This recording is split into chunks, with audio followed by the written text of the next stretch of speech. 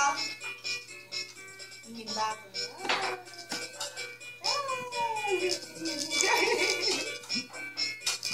Mày biết chơi được chơi nhiều quá.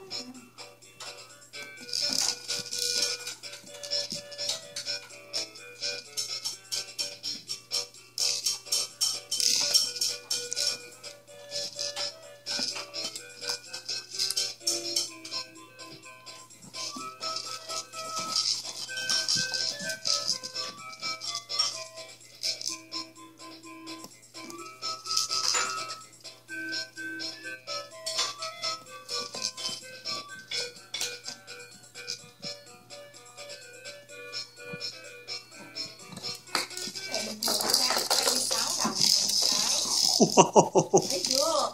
Tôi kìa nhìn cái chân đó kìa. Quay cái chân đó kìa, thấy thương lắm.